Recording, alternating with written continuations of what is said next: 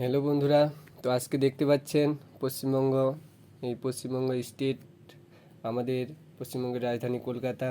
সেই কলকাতা অর্থাৎ দক্ষিণ প্রান্ত থেকে উত্তর প্রান্ত বা উত্তর প্রান্ত থেকে দক্ষিণ প্রান্ত, আলিপুরদুয়ার থেকে শুরু করে দার্জিলিং জেলা, উত্তর দিনাজপুর জেলা, দক্ষিণ দিনাজপুর জেলা, মালদা থেকে শুরু করে কলকাতা পর্যন্ত এই যে 23টি জেলা এবং নবগঠিত 7টি জেলা, অর্থাৎ বর্তমানে 30টি জেলা আমাদের পশ্চিমবঙ্গ সরকার ঘোষণা করেছেন।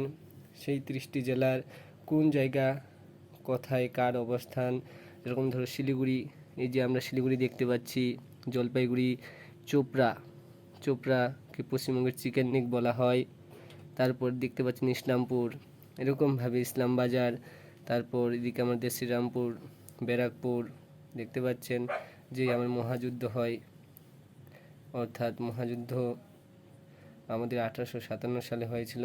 এরকমভাবে আপনাদেরকে জানতে হবে পশ্চিমবঙ্গের কোন জায়গায় কোথায় রয়েছে। আমরা হঠাৎ করে বাড়ি থেকে বের হই যে আজকে পশ্চিমবঙ্গের এই জায়গায় যাব, ধরো আমরা আলিপুরদুয়ার যাব, কুচবিহার যাব, কুচবিহার দেখতে যাব কি রাজবাড়ি, তাহলে আমাদের আগে থেকেই জানতে হবে জায়গাটার অবস্থানটা কোথায়।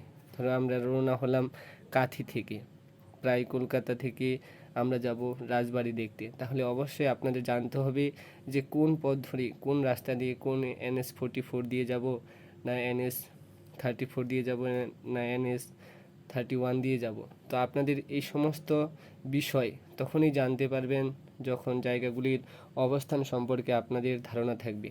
এই জায়গাগুলি বলার আগে পশ্চিমবঙ্গের যে বিখ্যাত জায়গাগুলি আছে সেগুলি আপনাদের একবার বলে দিই।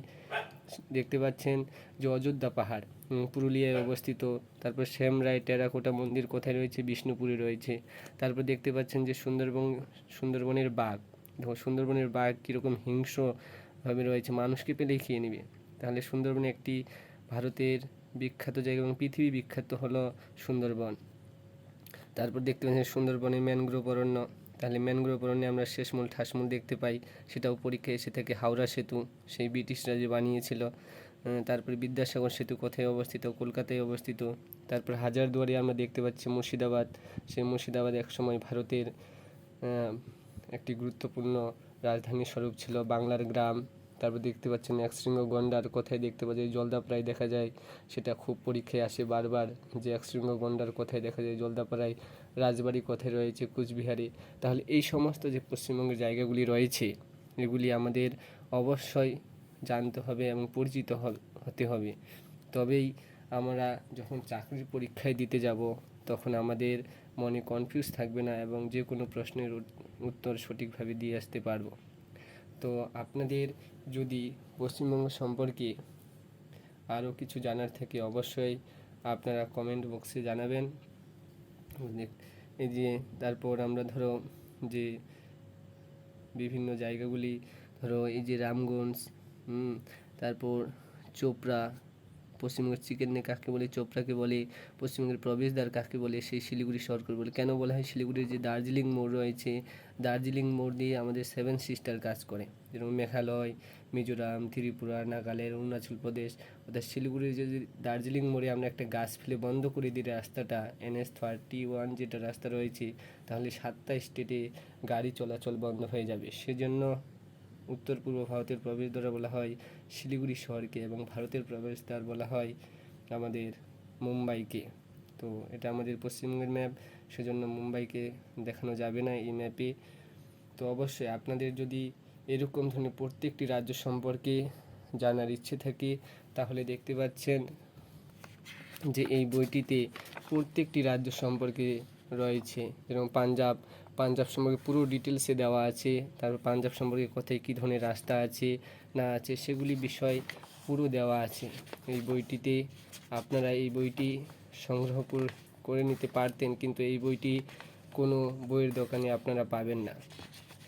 আমি একটি জায়গা থেকে বইটি সংগ্রহ করেছি, তো এই জায়গা থেকে বইটি সংগ্রহ করা খুবই টাফের ব্যাপার।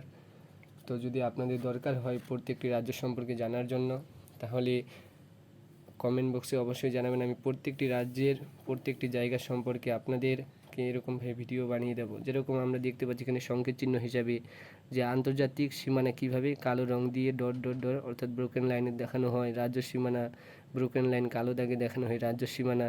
দেখো লাল একটা বর্গক্ষেত্রের মতো জেলা সদর, একটা গোল ইয়েলো কালার শহর, আমাদের গ্রিন কালার সবুজ পর্যটন কেন্দ্রকে দেখানো স্টার চিহ্ন দ্বারা।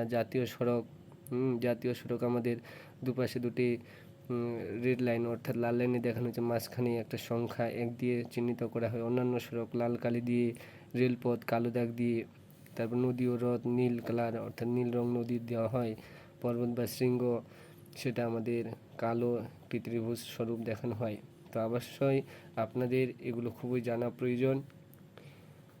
আরও যদি দরকার হয় এই বইটির মধ্যে সব দেওয়া আছে, ভারতবর্ষ থেকে শুরু করে সব কিছু উল্লেখ করে রয়েছে বইটির মধ্যে। আপনাদের দরকার হলে অবশ্যই কমেন্ট বক্সে জানাবেন, আমি অবশ্যই সবগুলো দেওয়ার চেষ্টা করব। সব স্টেটের ডিটেলস সম্পর্কে আপনাদের জানিয়ে দেওয়া হবে সম্পর্কে, বা ভারতের যে 28টি অঙ্গরাজ্য এবং 9টি কেন্দ্রশাসিত অঞ্চল, এগুলি সম্পর্কে যদি আপনাদের জানার আগ্রহ থাকে অবশ্যই কমেন্ট বক্সে জানাবেন, আমি আপনাদের সব সমস্যার সলিউশন করে দেব।